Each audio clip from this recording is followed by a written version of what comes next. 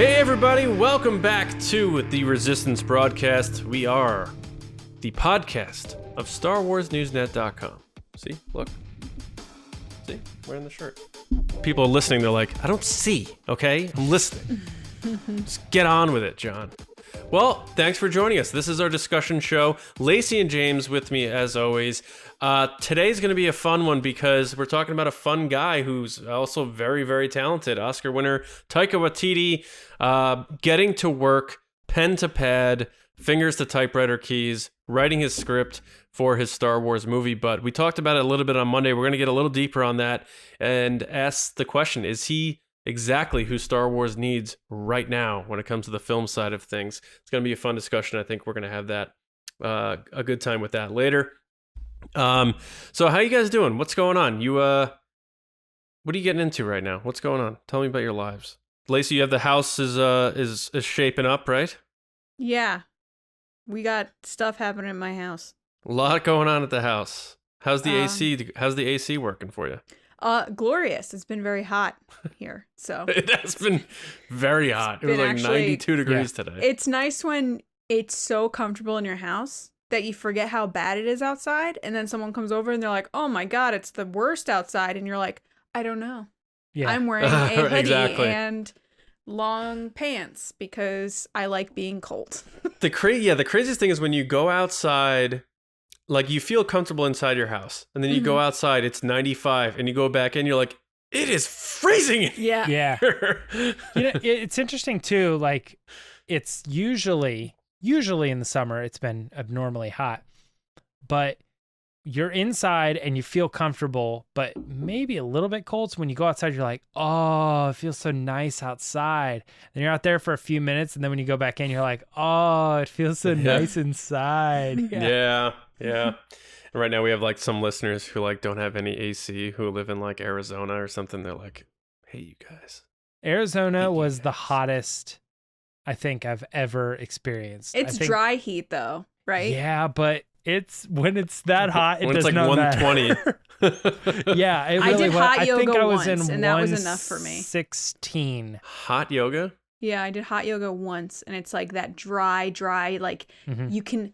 It's not humid. It's like you can breathe it in though. Like it's so hot. It's it's like yoga, but in a sauna, sort of. Right. It's miserable. Never again.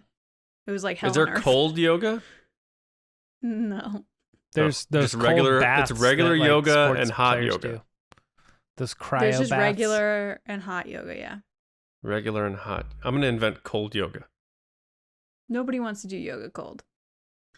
Yeah, you guys sound Maybe. like that Because scene your from the muscles movie where you're like, you can't even get a workout in 7 minutes. We gotta get a wampa costume and do like a yoga video of a wampa doing yoga, and you'll have some cold yoga, right? Then you're gonna get too hot. You don't understand yoga. I don't understand yoga. I understand Yoda though. He's in Star Wars, and we're a Star Wars podcast. Hot Remember Yoda. Hot Callus? Wait till you see Hot Yoda. Yeah. All right. So James, what are we doing this week to kick off the show? I fear nothing, for all this, as the Force wills it. Well, we're doing Will of the Force this week, but before we get into it, I want to ask you guys to consider supporting us on Patreon. You can go over to patreon.com/resistancebroadcast and look at the tiers. They start at just $2 a month, which is not bad. The support we receive from patrons makes it possible for us to do 2 weekly shows that are high quality and also create all the additional content like reaction shows, book discussions, streams, Mando fan show, really just about everything that we do over there and on this channel. So it also makes it possible for us to grow for the future, plan for the future. So much stuff coming up that we were excited about. So so thank you to everyone. And if you want to go over there and take a look at all those tiers and stuff like that, that would be awesome. Thank you so much. Now, one of the things that you can do while you're over there is if you sign up for the $5 tier, if you want to be a patron of that level or above, you can start submitting questions and topics to be featured on the show, which is what we're getting ready to do right now on Will of the Force. Let's get started. The first question is a Patreon submission from one of our patrons, an Admiral Araman, and they wanted to know, do you think Taika Waititi's Star Wars film will feature any Thor, Ragnarok, or Love and Thunder actors, right? So it could be a couple different movies, but someone that he's bringing from Thor over into his new property. John, I'm starting with you on this one. What do you think? You're muted, John. What am I doing? Have I ever podcasted before? Jeez. Welcome to the show, John. It's nice to have you. Well, the reason why we need Patreon support is so that I can just do this for a living, because I had a hell of a day at work today. But you need one of those automatic buttons that just as soon as you start talking, it unmutes you. Yeah. Or for your guys' sake, maybe sometimes it automatically mutes me. Yeah. But Admiral Arman, great question. I don't think so. I really don't. I think there's going to be a conscious effort for Taika to want to just clean slate it. And while he's going to bring his flavor and all that stuff, and we'll get into that in the discussion, I think actor-wise, he's going to make sure it's just this clean thing, so it's not one of those things where he's pulling someone over. So that's just a hunch. It's possibly doesn't. I don't think it'd be a bad thing necessarily. It'd be cool seeing, Jeff Goldblum in Star Wars, of course. But I'm going to lean towards no for some reason, and I don't really have a big reason. It's just a hunch. Lacey, thoughts on pulling from Thor? Great question, Armin Rojas. Love your name. I'm going to say yes. And the reason is because I have the biggest crush on Tessa Thompson. So I will take her in any movie that she's in. So I want to see her in Star Wars. So I'm going to say yes, because she's wonderful. She does action really well. Everybody loves her. Valkyrie. She has a great sense of humor. Yes. Did you see Creed? I have not seen Creed. I'm excited to see potentially, I think it would be a good fit, Natalie Portman in a Star Wars movie. I knew someone was going to bring that up. Did you? Yeah. No, I'm going to go with no on this. I'm a little bit more with John that I think, correct me if I'm wrong, I'm not like a Taika nut or anything, but as far as his movies, I don't think he tends to recast the same people over and over for different properties. I don't think he creates that way. I think he has a really good time with the people that are on the film or whatever, but when he moves on to his next property, he considers it some type of new entity. And I have a feeling that Star Wars is another thing that probably in the back of his head, he's like, oh, I want it to be like this. And I don't think hooking his friends up with jobs, which there's nothing wrong with that. Like we've seen that work in Star Wars and it's totally fine. But I kind of don't get the vibe that he is that type of person. I think he just gets along with people when he's working on that property and then he moves on to the next one.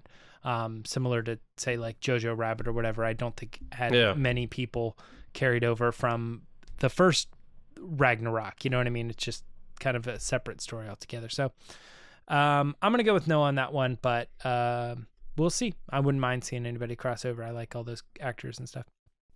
This next one is another patron submission from Commander Mark at where, Lacey? The kind of vacants. Yeah. Commander Mark wanted to know, will Sabine Wren end up with the Darksaber once and for all? Lacey, I'm bouncing back to you on this one. What do you think? Ooh, I'm assuming this is coming from the news that we talked about on Monday. Gotta well, not be. News, but sources that Sabine is showing up in Ahsoka. Sources. What? Yeah. What? We both went sources. Well, that's what it says. It says sources. No, I know. I'm gonna go with yes. I think she will end up with it. I think that's a good story, and I enjoy it. And I think you're making a great point here, Mark. So I'm gonna say yes. I think that would be fun. All right, John, what do you think? Nah. Where does it end? Nope. Nah. Why so? No. I don't know. I don't know that they're gonna take Sabine and make her a forefront character. I think she's always gonna remain sort of a supporting piece. behind Ahsoka, and you have the Mandalorian in the mix. I don't know. I mean, first of all, I think it's talking cool. about the Darksaber, though. Yeah, I know, but that's a big deal. You're a big deal. That's right. I am a big deal. I'm a bigger deal than Finn.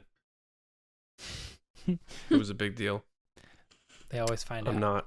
But no, I for some reason I just don't think so.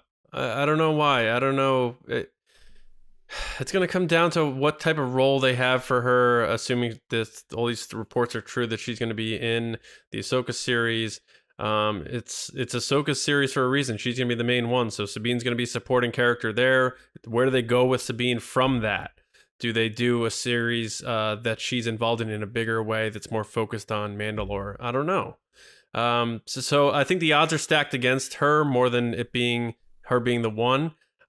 We talked a lot about, Bo-Katan. Will Din Djarin have it? Will it be destroyed? I think Lacey suggested. And I like that. So I don't know. I'm going to say no. I'm just, I don't know. Something about Sabine. I like her. I think she's cool and everything, but I don't know if they're going to go the whole mature route and leader route with her. Mm-hmm. In my opinion, you're wrong and you're right, John. For the reason I think you're wrong is that Rebels in season 3 pushed Ezra into the back seat. And that season was absolutely Sabine's season, and her whole trials of the Darksaber and stepping up and being that person who owns this thing was absolutely a reason why you could say that even though technically the show is Ahsoka, she can still be the forefront and be part of the journey of how this thing plays out. That being said, I think the same thing as I do about Bo-Katan, and that is both of these characters had their chance, had their opportunity with the saber at one point, and they dropped the ball or passed it on or did whatever.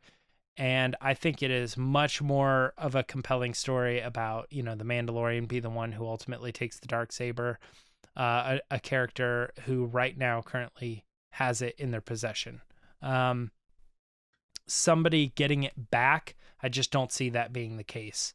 I feel like there's too much exposition behind, well, you got to know this and this and this, and it ultimately didn't really matter because she gave it up and then she gets it back, and I don't know, it gets messy. And I think that she's going to be totally cool with not having the pressure, which I think is what Fen Rao said, like, I bet she was really excited to find this thing, and Kanan says you wouldn't know it if you saw her. He's like, it's the pressure. She doesn't want the responsibility of it. So, and all that makes sense. So I don't see Sabine being the one with the Darksaber. Moving on to the next question. Another commander wanted to know, this one being Armando Ramirez. Armando asked, will Filoni show us a live-action Bendu in the Ahsoka series? So we might be getting Sabine Wren, but we might be getting Bendu too. Lacey, what do you think? Oh my gosh. I'm just thinking about how awesome this would be if they actually did this. But I'm going to say no, they won't. I think it's going to be hard to explain to viewers, but that might just be a dumb explanation. I'm just going to go no. I've said yes so far. I got to throw one no in there. This is going to be my no. They won't. All right. Not strong ground to stand on, but just feeling that they're not going to do it. Okay. That's totally fine. I mean, it's all speculation. John, I wouldn't book it, but I would just go with it. No books are involved in this guess here. John, what do you think? Bendu. I'm going to say no. I don't know that this, because he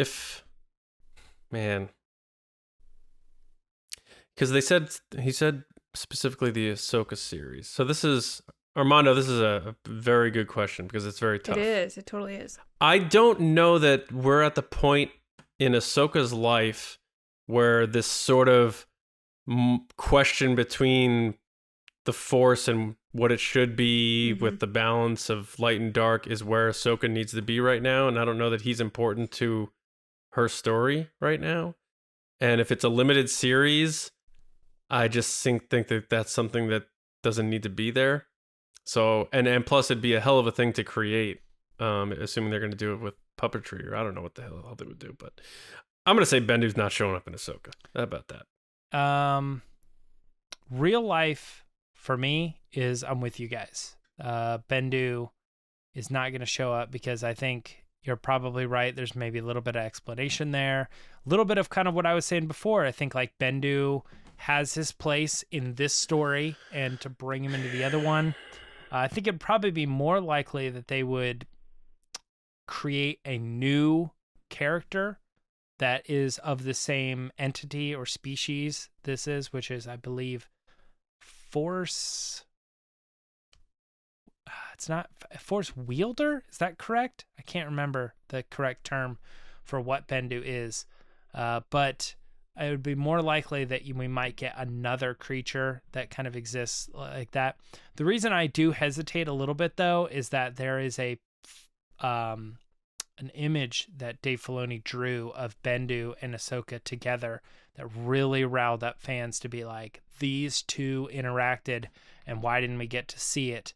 And it could be something that he just put in the back of his head, that this was an aspect of the show that I never got to bring up, but Ahsoka and everything that she's gone through interacting with this character, maybe the show and the story that we're telling, we can finally see that idea that I had in my head brought to fruition. But I don't know. I'm still going to land on they're not going to do it, but it is a good question. Yeah. So good one.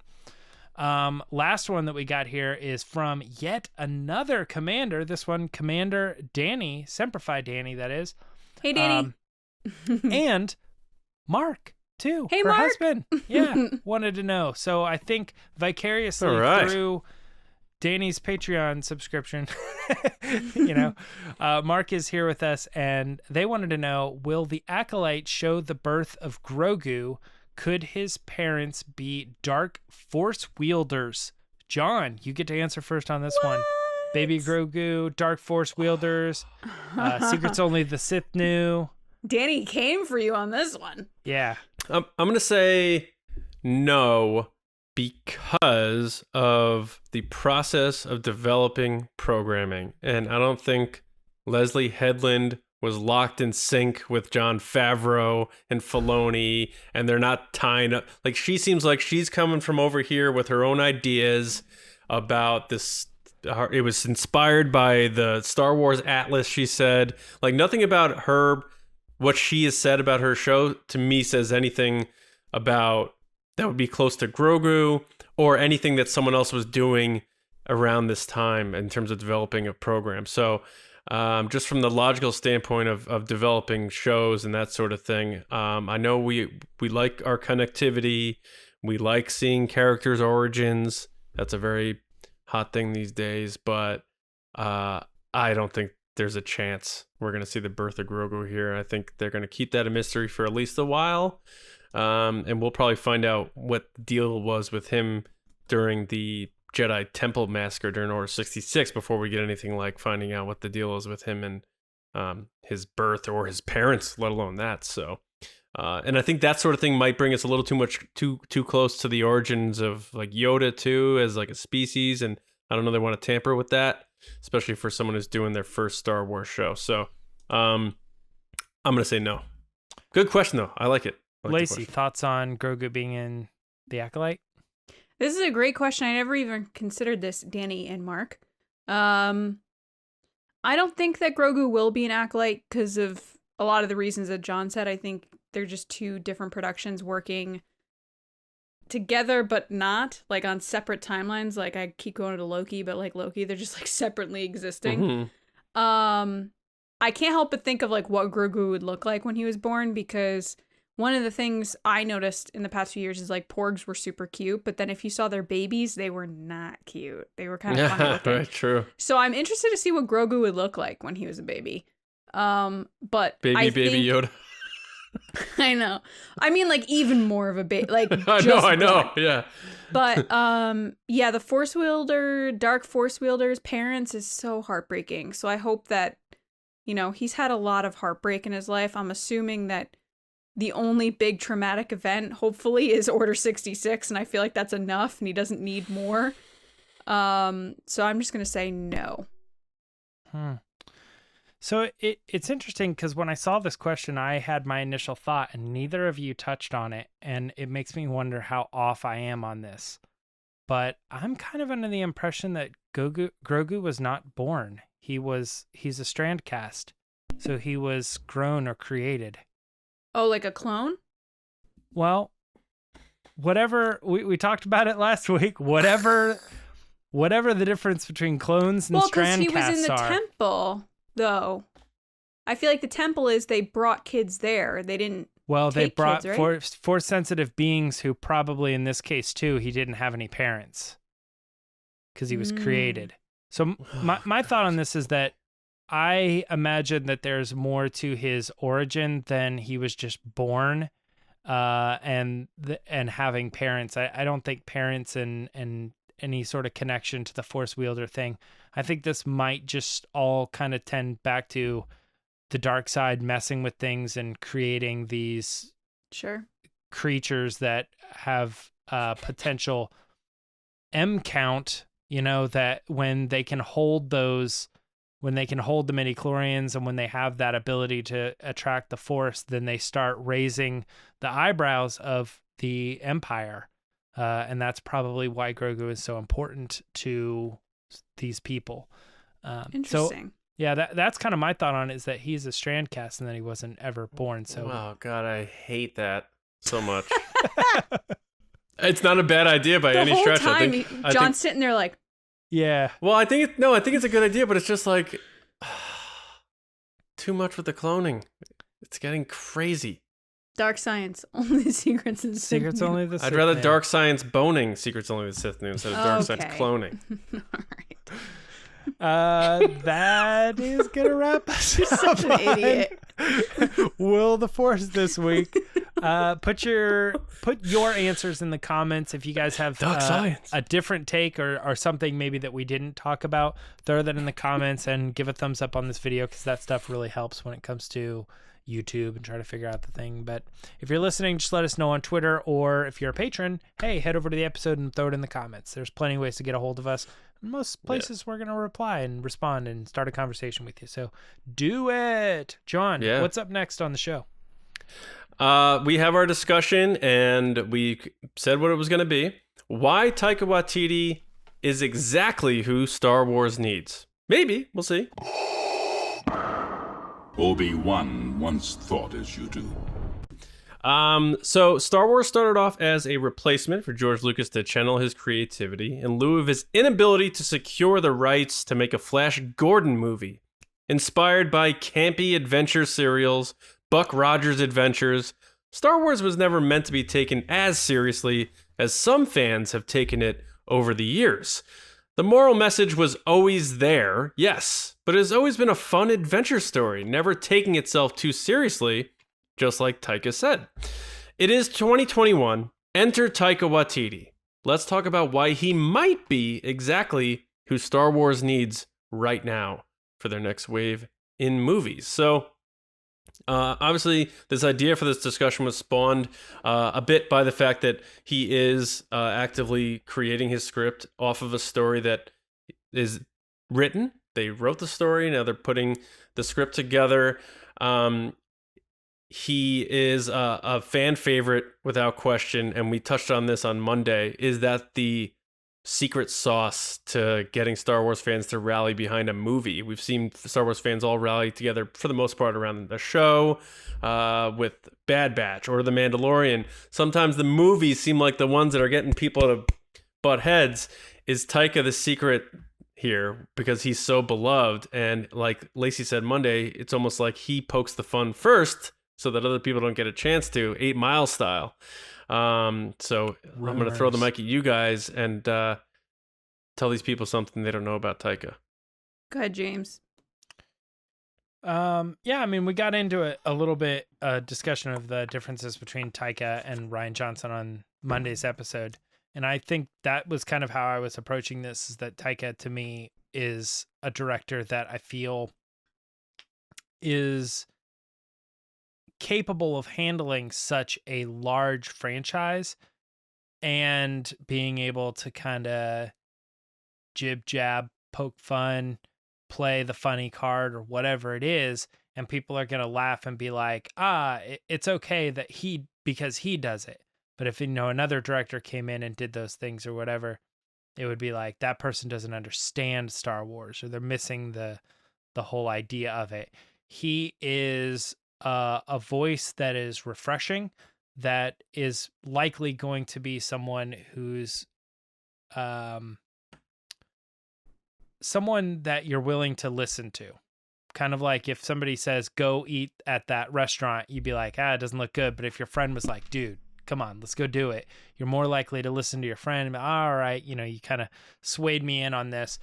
And I don't know if Star Wars has been stiff by any means, but I definitely know that when a movie like Solo comes out and it's maybe not as Star Warsy as you think, and people kind of categorize it as fun or something like that. Like, it's fun, it's just not really Star Wars or whatever. I think you need someone like Taika to break down that mold and remind people that Star Wars is supposed to be fun, and that's why I think like us being so involved in Star Wars for so long now, every week doing multiple episodes talking about every angle of Star Wars, we recognize that, which is why we like those movies, like Solo, for instance. And when Taika Waititi was first announced, I said, man, I hope that his movie is Solo too, because it just so perfectly fit that vibe that I feel that Star Wars could be hungry for. Something that's a little more fun, something that does actually, and this might strike a chord with some fans, but kind of bring in that Marvel angle of like, hey, we're just go to the movies, enjoy the adventure, have fun, let it fill in with the canon and the story. Don't stress over it. Don't make it like your life. It's just supposed to be a great time. Have fun with it. And I feel that if Marvel was ever on that path of potentially getting too serious with like Thor Dark World, they definitely fixed that when they brought in Taika. And maybe there's an angle to that Star Wars is going, we need someone to come in here and kind of shake things up and bring in a positive spin on having fun, going to the movies, smiling, feeling like you got something worthwhile when you walked out of that theater because you're still laughing at that Matt Damon cameo or whatever. And it doesn't need to be that serious. It's funny you brought that up, James, because that is my exact kind of number one reason I think for Taika, outside of just being an overall fan of Ragnarok, like to the extreme, but is that when you look at Star Wars right now, whether you like TFA or The Last Jedi or Rogue One or whatever, The Rise of Skywalker, there are fans that like and dislike everything, but there was a lot of backlash with both The Last Jedi and The Rise of Skywalker, no matter what side you're on. There was a lot of like, oh, I don't like this, I like this, whatever. That was very much the same with Dark World. Like, people did not like that movie. I'm one of them. Like, it was just like, didn't really do it for me. It didn't feel like Marvel, which is funny because we say like, don't say that about Star Wars, but it was very similar. It's like, it didn't have what you were kind of talking on, James, which is like that fun, let's go to the movies, have a good time. It's a superhero movie at the end of the day. Yeah. Like, boil it down, that's what it is. And I feel like a lot of people felt that way, and I'm sure there's a ton of people that have gone more in depth on Dark World and why it works or doesn't work, but I think that that's one of the big reasons why Taika, for me, is such a good choice, because he's coming into a franchise that you have people that are on polar opposites of different movies of yes and no, whatever. And he took Thor and made it Ragnarok and made it one of the best Marvel movies coming off of Dark World. So I feel like you said, James, he is a great choice. He's gonna come in, he's a Star Wars fan himself, he has a great sense of humor, he loves those heartwarming beats that will bring it back to what the overall story is, while also what John said previously, I know on Monday he said it, but he said it more than once, is that he doesn't want it to take it too seriously. And I think that As fans, we're guilty of this a lot. And I think Taika is going to be like, guys, don't take... Like, from the moment of getting announced, like I brought up on Monday, he said, great, I can't wait to mess up your favorite franchise or, like, ruin your... Like, that is hilarious to me because he's acknowledging what people are going to say before they can say it, which is what John had said. Like, he's saying, yeah, I know you already have your bias against me. I don't care. I'm not taking this seriously in the way that you are. I'm going to have fun. I'm going to do this. I'm going to make the movie that I want to make. And to me, there's something really, like James just said, like refreshing about it, interesting, exciting. And that's why him and Patty were my two choices for directors, because I feel like they'll both bring those things to Star Wars. Yeah, it's, you know, there's a certain thing that like some fans don't like being patronized and having things, like having their face shoved in things. Like, this is so just so you get this message, like I'm really gonna jam your face in it. And by his own admission, Taika seems to like walk that line and know the balance between having messages in his films, but also, you know, doing it in a way that it's not pretentious. And I think fans appreciate that. And it mocks itself a little bit, where you're like, yeah, you should be really concerned and serious and care about this, but you really shouldn't. Yeah, and it's kind of like, you know, when George Lucas always like talked about Star Wars and how he made it for kids who are coming of age, and you have that sort of like fear of, you know, what being adult is like and learning responsibilities and having that moral decision to make on what type of person you're going to be. There's something very important for that, but at the same time, you watch A New Hope, and it's like, it's ridiculous, like it's like crazy that what he made, and now we look at it and we're like, oh, it's one of the greatest movies of all time. But like, I think when it came out, people are like, this is insanity. Like, what is this? But all through that movie, you're seeing this kid grow up and make these choices and become the hero, but it's not like shoved in your face. You see it and you go on the ride with him. And I think like Taika gets that. And again, that, you know, that gallery line that we gushed over, like I brought up on Monday, like he said, he thinks Star Wars doesn't take itself too seriously, but it believes in itself. And I love that so much, because it's like so brilliantly put, because it's what a Star Wars fan wants to hear, because we are always rooting for Star Wars to be great. But at the same time, I like the fact that there's someone here making a Star Wars movie who understands that, like, we can't take it too seriously. And I don't mean take it too seriously like I love Star Wars. Look at my background. What I mean is, like, they better have those two characters kiss, or they better have that character not die, or they better not do this to my character. It's like, no, like, that's not how this works. Like, these are fun movies that, yes, they do have a message. There are themes, of course, because that's called storytelling. But at the same time, this is supposed to be a space western, a space adventure, because George Lucas couldn't make a friggin' Flash Gordon movie. So you need to walk, like, there's a balance there, and he seems to really understand that balance. And I'm very excited because, you know, we did already see Taika Waititi direct Star Wars in The Mandalorian, and he did a great job. And that episode started off very funny, but also like, what did he just do? But then by the end of that episode, you're like, wow, look what he did to really bring this home and have all his responsibility to have all those characters that the Mandalorian met along the way kind of all blend into each other and cross paths and come together. And you left that season just being jaw dropped at what he did. So I think just all you have to do is look at The Mandalorian and see how he played that balance of the humor, the fun, but also just like the relationships between the characters. And he really got it. And I understand he didn't write that, but he still directed it and brought it home. And that's really important. So the fact that he understands all of that and is going to be writing the Star Wars movie now and also directing it, he gets to put his voice to his vision. It's very, very exciting. And I think him being a breath of fresh air in this weird space where fans feel so possessive over Star Wars, and you better do things the way I want it to be done. And there's fans of all different shapes and sizes who feel that way. I'm not saying it's these fans or these fans. Even sometimes us are like, man, I wish they did that or stuff.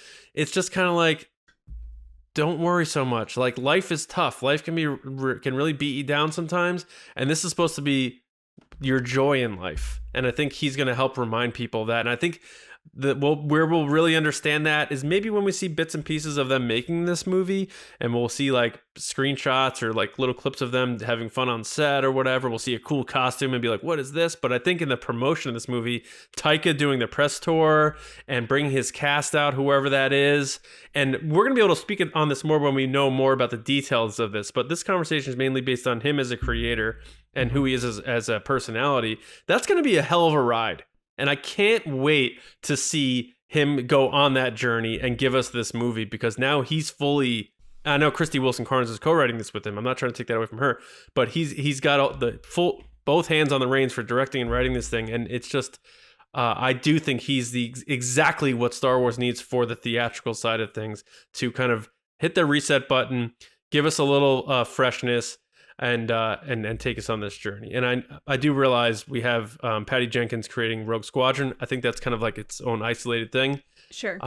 But it just has a different vibe than his movie, from like the logo to who's directing it. You just get a different vibe. I feel like hers is gonna be more like an action sort of Top Gunny. Yeah. It looks like straight Star Wars Top Gun. I mean, the logo looks like an unused logo from the never used Star Wars Flintstones crossover.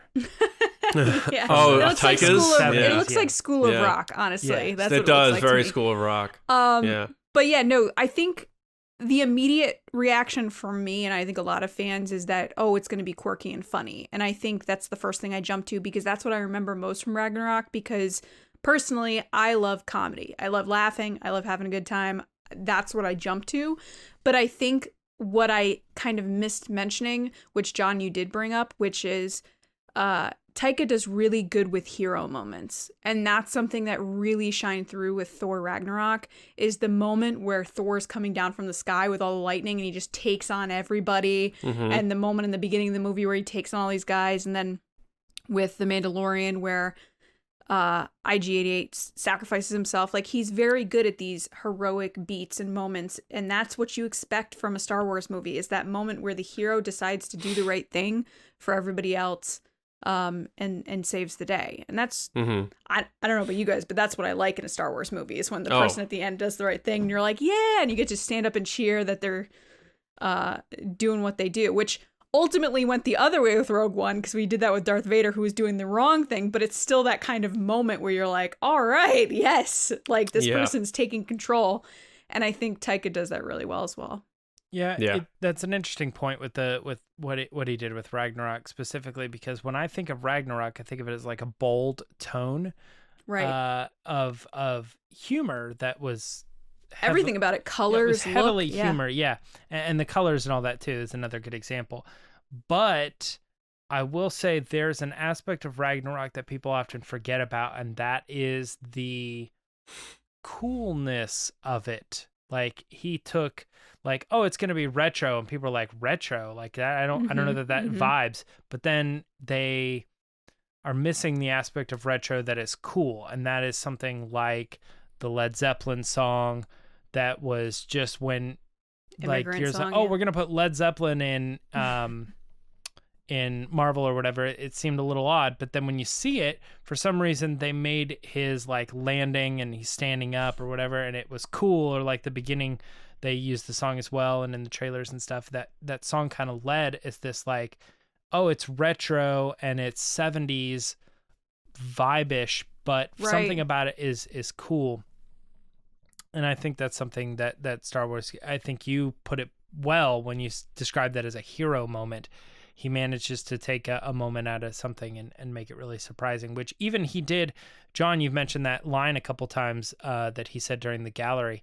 Everything that was coming out of his mouth before that was really jokey, and everybody was laughing because Taika was there and it was funny. But then all of a sudden, just like his interview recently he did, where he said, I will make something, and then at the twist and turn, I'll get you to feel something. And that is, he dropped that line in the gallery, and everybody was like, I did not expect that out of Taika. That's right. very... Like with the Valkyrie, she shows up drunk, and then she has this really dark story that you're like just rooting for her to come back and do the right thing and be the hero.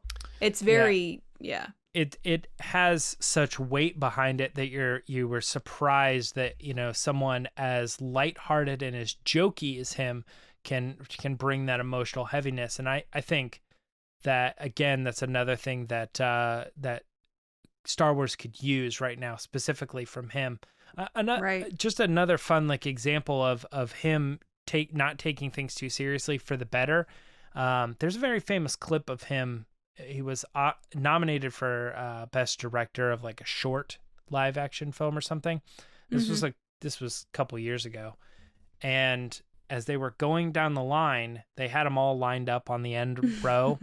So going down the line, they'd be like, this person for this film, and he would kind of wave or whatever, and then they moved to the next one, and it was this lady, and she's like, hi, you know, I'm the person. They were just going through. When they got to him, they pulled to him.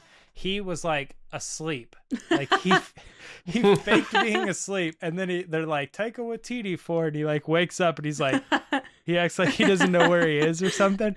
And clearly all like fake, but it felt very spontaneous, where like he didn't plan that. He's like, oh, they're getting ready to put the camera on me, I'm gonna, you know, or whatever. He's like knocking himself down a little bit, like his ego being like, oh, I got nominated, but let me bring this down a little bit. And it a bottle of something at the Oscars, and he put it under his seat or something like that. He had like a bottle of wine or whatever. I forget what it was. Like it's funny because he brings the Golden Globes vibe to the Oscars. Yeah.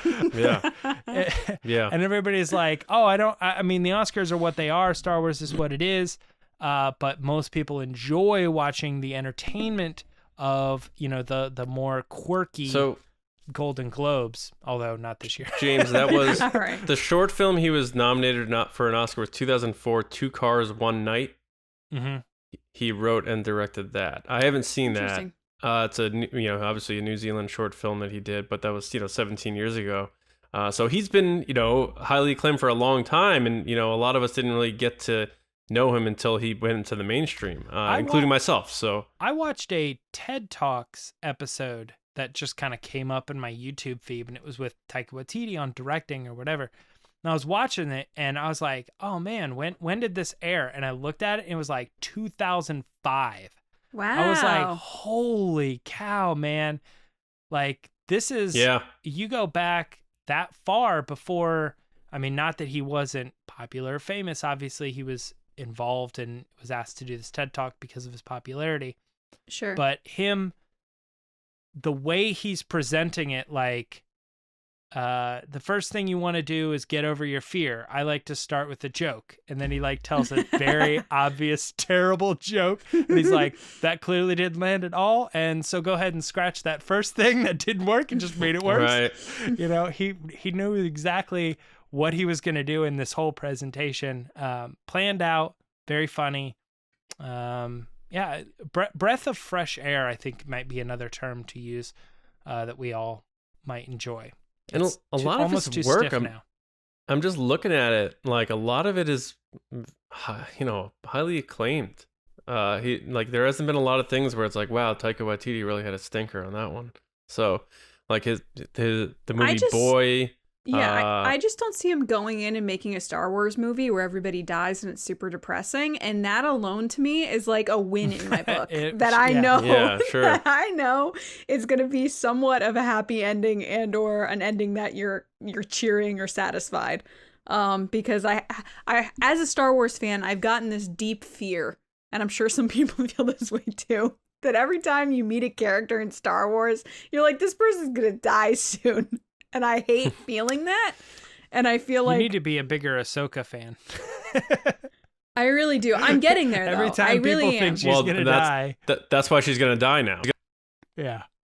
Oh, don't say that. I've gotten on that. I mean, she's a Force ghost in episode 9. Let's do the math. I know. But anyway, so I just feel like Taika's going to come in and write something that even if someone does die early on or maybe in the middle of the film, eventually at the end, I'll leave smiling, which I did with Ragnarok. And that alone is so important to me because life just sucks sometimes. And all you want to do is watch a movie and leave feeling good. And I feel like more than not, a lot of movies nowadays are really depressing. And I'm like, I just want a fun movie. And that's why I love Marvel movies and Marvel shows. And because, you know, usually the good guy wins. Yeah, that's why I try to stay away from those movies where people have like a dog. I'm like, I'm not watching the end. The dog. Oh, no. Yeah.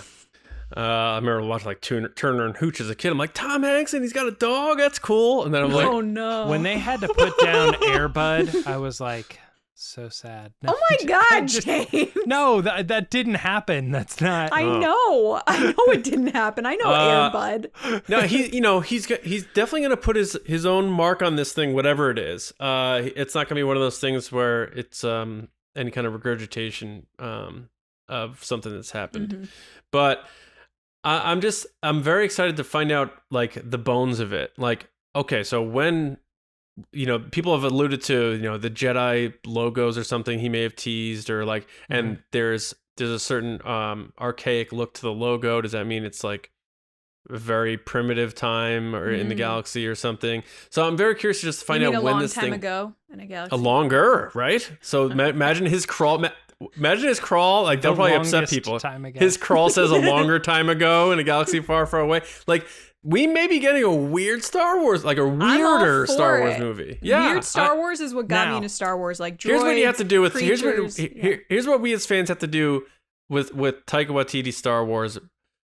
Like going into it is let go, like Yoda says, let go to everything you thought you knew. How about Kylo Ren?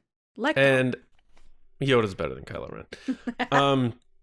And just go and experience the whole thing with as open mind as you possibly can without hanging on to the traditions or whatever. And then I think people will enjoy it a lot more. And I think I really think it's going to be one of those like fresh starts for Star Wars. And at the same time, he's smart enough to know that it's still Star Wars and he'll keep it, you know, tied to what Star Wars is all about. So I have a question for you too. I'm going to bounce this back and just get your thoughts because I think we're generally on the same page here that, you know, the breath of fresh air and a little bit of quirky and humor and stuff like that. It's a little bit different of a Star Wars than we're used to. Could be a good thing. How do you think that fits in the same structure as Kathleen Kennedy saying to Benioff, or not Benioff and Wise, Lord and Miller, this is not the correct tone. This is not the right Solo. That's Han Solo. Well, that, and also I feel like we still don't know exactly what happened. It's a lot of hearsay and a lot of that telephone game. Again, it's Han Solo, though. I feel like it's because they were being a certain way with Han Solo and they got very protective of that specific character. It's different when it's completely new people that he came up with. Also, a lot of the stuff Lord Miller did still end up in the movie. It's just true. I don't think they liked maybe how they were approaching the dialogue or the script, and I think was improv Lawrence Kasdan's that was the script. thing. I think multiple reports were saying that they were going off page, and I think that's Kasdan's like, a little strange. Please don't do that. I don't think you bring Lawrence Kasdan in to write a Star Wars movie and then have very innovative on the spot type of directors like those guys. Like I think that was a clash, and that might have been a mistake in the pairing there. Yeah, the reason I bring that up is because for all accounts, like I know what you guys are saying that they were going off script and stuff, but I think that the general consensus to me has always been that Lord and Miller were kind of going a little more wacky and a little more out there, and it was kind of going to be a little bit of a different loose Star Wars, and that wasn't really matching up with the tone of what they kind of consider Star Wars to be. Now, I still think it fell into that category. Like we started this with Star Wars Solo is fun, but I think a lot of fans would be still okay with the Lord and Miller cut. Like I want to see that. I want to go wacky. I want to see a little bit of the outside.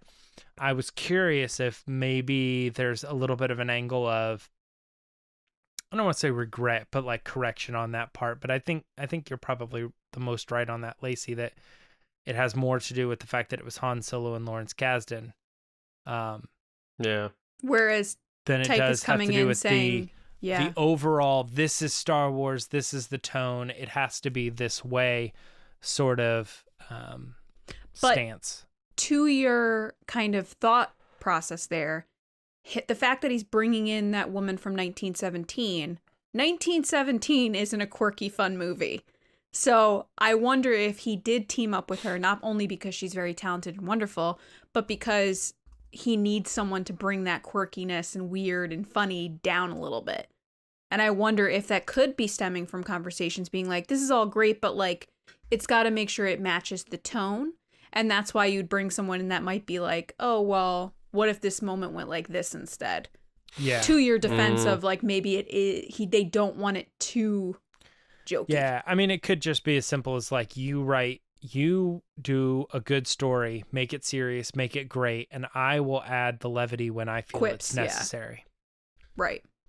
I don't know, because I mean, Jojo Rabbit, yeah, while it's funny, it won an Oscar for Best Adapted Screenplay. So Sure. But I'm just saying, because when studios are involved, we all know studios have hands in things and people have opinions and stuff like that. So just on paper, if you say, oh, Taika's doing a Star Wars, and someone goes, oh, that might be too, comical. And then they're like, oh, well, he's writing with someone that wrote 1917. They're like, oh, okay.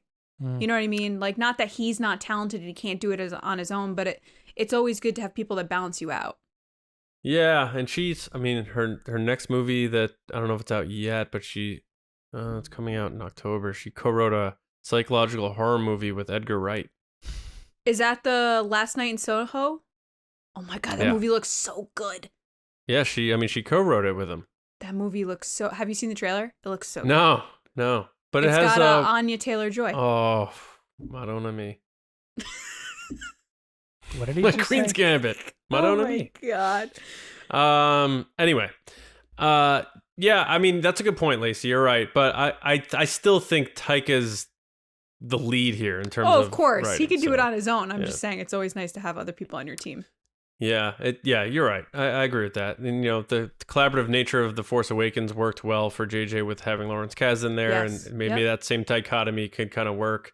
And they went to George, right? Isn't that what TFA? They did go to George? I don't know that they went to him. I mean, maybe talk to him a little bit. Yeah, maybe. Yeah, because I think it was like a light conversation and can I get your blessing on some of these ideas? What do you think?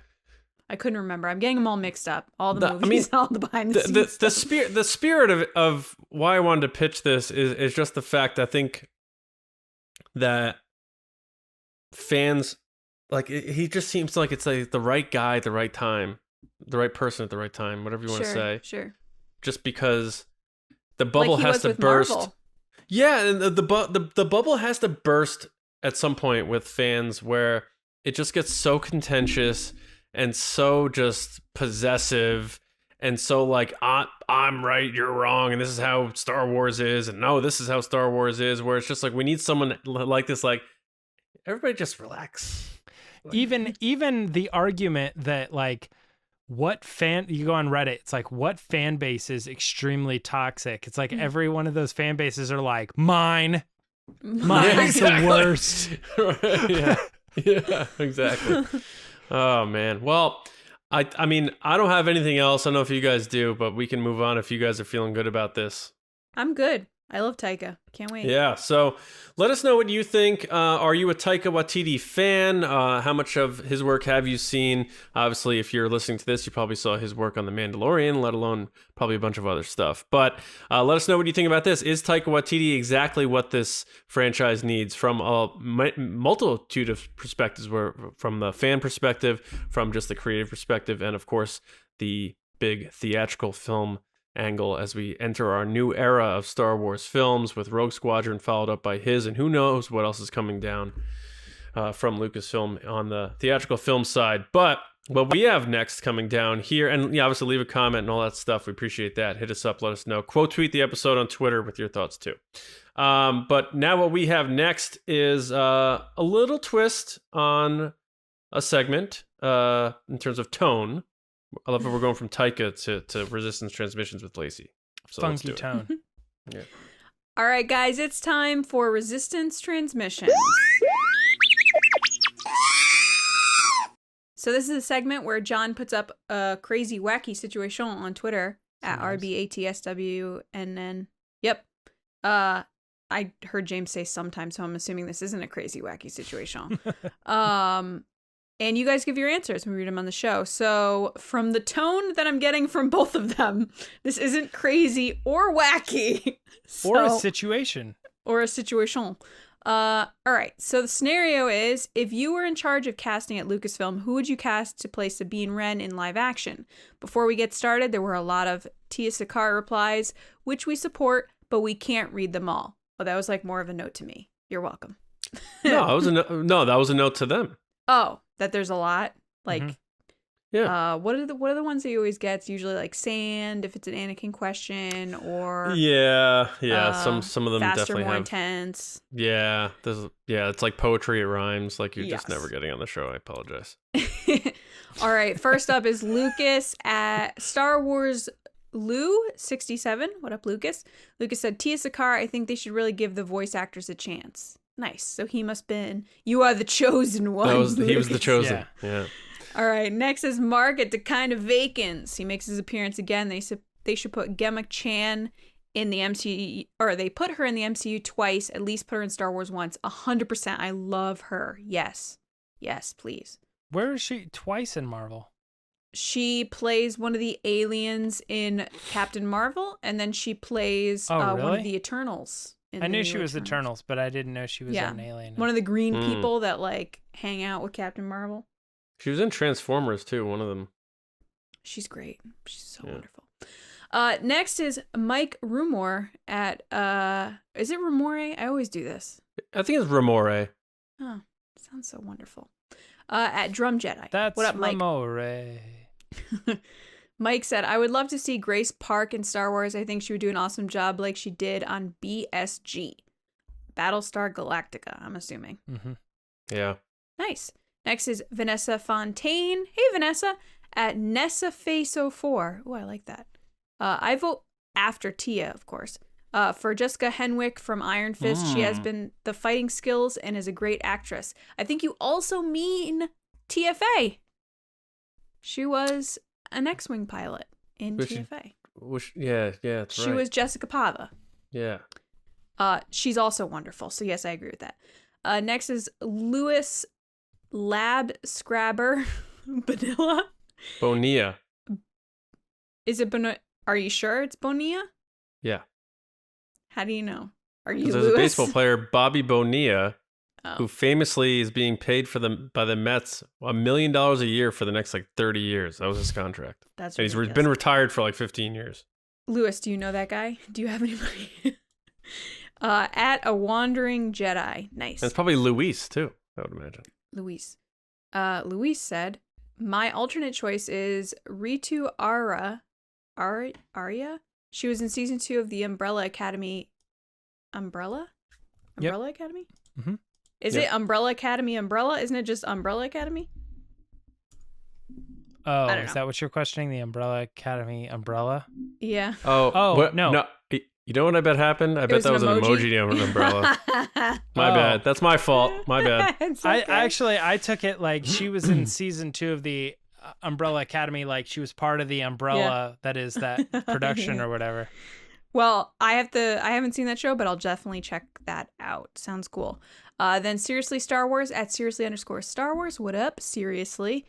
Said, as great as Tia Sakar would be playing Sabine, I think Lana Condor would be a good choice. Ooh, that is an interesting choice. Like that. Next is Craig at X-Wing. What up, Craig? Craig said, if it's not, I love how everyone's saying, if it's not Tia. Yeah. If it's not Tia, maybe Dishlad Vadsaria. Oh my gosh, I'm so sorry I messed up that name.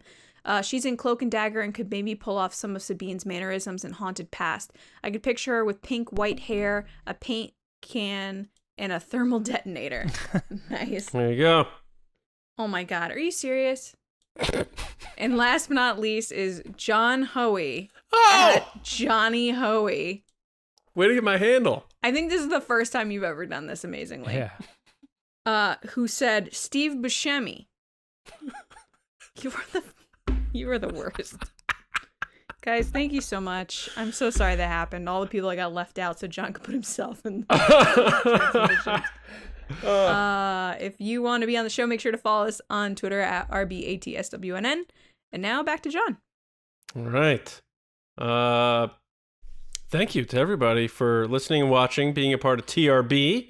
Appreciate it very, very much. Make sure you are subscribed to your preferred podcast platform and, of course, youtube.com/Star Wars Newsnet videos. Twice a week, everybody. Mondays and Thursdays. And then I'm sure we're going to be getting into the Boba Fett stuff, whether we still call it the Mando Fan Show, who knows. But we're going to be doing more as things heat up and more content comes out. So make sure you are subscribed where you love to get your TRB. Before we move on with the outro here, I do want to say a special thank you. We've been talking about Patreon all day here because the support is a big deal, like James said at the top, and we have to say a special thank you to our generals and spice runners. And our generals are CARMELO, Andrew Staley, Jeremy Myers, John RISI, Jetta Rosewater, Paul Olson, Jake Houchins, Oliver Lewis, Frank Grande, Haz Islam, Joe Ritchie, Darth Hurricane, John Charlton, Nick Kratz, Christian Morales, Brian Smith, and Val Trichkoff. And our spice runners, David Probus, Neil Shaw, Double C Chris, Kendall Gelner, Ryan Wara, Dave Hornak, and Micah Harrison. Thank you all for your support and all of our patrons. You're the best. StarWarsNewsNet.com for all of your Star Wars news, reviews, editorials, information, and more. Store.resistancebroadcast.com. That's the one. Nailed it. And you can find me. Aperture. Yes, you can find me on Twitter at Johnny Hoey and writing editing at StarWarsNewsNet.com, and my movie podcast, Just Like the Movies, also on your favorite podcast apps. Lacey. We are 5 days away from seeing Mark Hamill back as Luke Skywalker. Is that right? Yes. Dang. And you can follow me on Twitter and Instagram, where I will be patiently waiting for it, at Lacey Gilleran. 6 days away. I don't count the day that it happens on because it's happening. Ooh. I like right? that. So we're not away from that. That's the day it's happening. Maybe I'll add that approach to my future countdowns. Mm-hmm. Okay. Sounds fun. Who's next? James? James, the only other person on this show. You can find me at babyyoda.com. No. Baby Yoda? Yeah. You can find me on Twitter and Instagram at Myra Trunks. All right. We hope everyone has a wonderful weekend. Be safe out there shopping for back to school. James sounds like he had a really tough time. So, got my notebook. As always, we'll be back with you on Monday morning with another episode right here on the Resistance broadcast. We'll see you around, kids.